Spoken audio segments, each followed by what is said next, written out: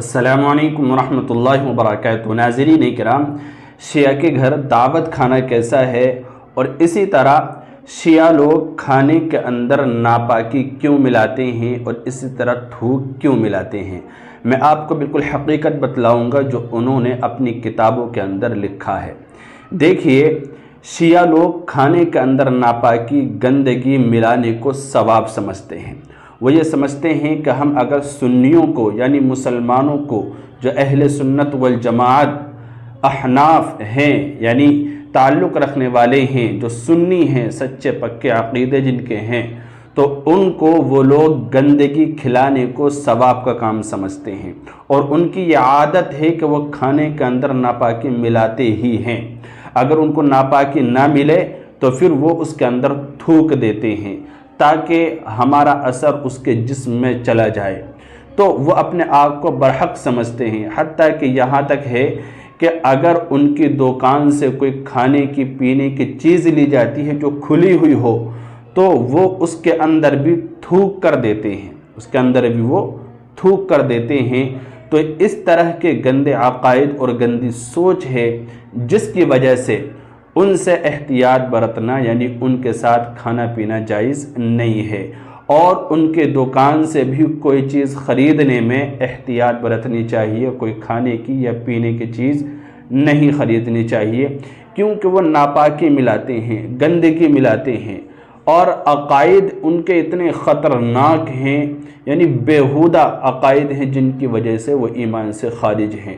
وہ قرآن کریم کے اندر تحریف مانتے ہیں، وہ حضرت ابوبکر صدیق کی صداقت کا انکار کرتے ہیں، وہ جبریل امین کو خائن سمجھتے ہیں، وہ حضرت علی رضی اللہ عنہ کو خدا کا درجہ دیتے ہیں۔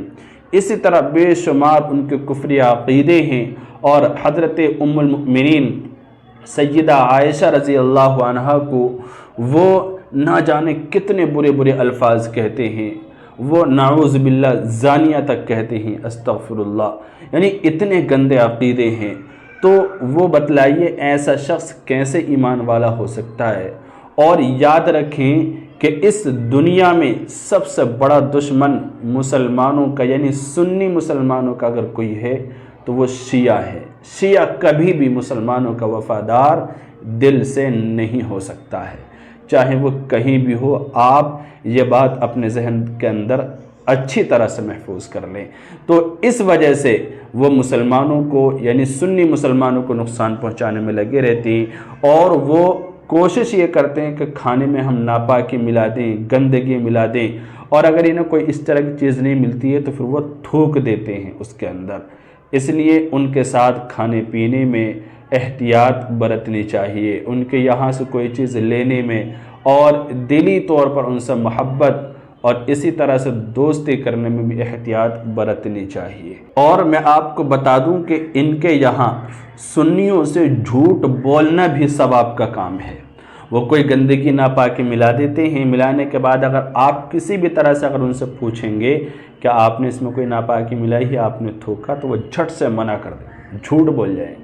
تو وہ جھوٹ تو بولیں گے ہی، کیونکہ ان کے یہاں جھوٹ بولنا بھی یہ ثواب کا کام ہے۔ وہ یہ سمجھتے ہیں کہ ہم گندگی کھلائیں گے اور انہیں تھوک کھلائیں گے یا اسی طرح ان کے ساتھ جھوٹ بولیں گے تو پھر ہمیں ثواب ملے گا۔ یہ سارا کام ثواب سمجھ کر کرتے ہیں۔ تو ہم نبی علیہ السلام کو امتی ہیں، ہمارا مذہب اسلام بہت ہی سچا، پکا اور صاف ستھرا مذہب ہے، سمجھ گئے، اور دین اسلام ہی یہ غالب ہو کر رہے گا۔ اللہ کا شکر ادا کرتے رہنا چاہیے، اور نبی علیہ السلام کو ہمیں اپنی دعاؤں میں ہمیشہ یاد رکھنا چاہیے۔ اللہ تعالیٰ کا شکر ادا کرنا چاہیے کہ اللہ تعالیٰ نے ہمیں مذہب اسلام عطا کیا، صاف ستھرا، اور نبی علیہ السلام کی امت میں پیدا فرمایا ہے۔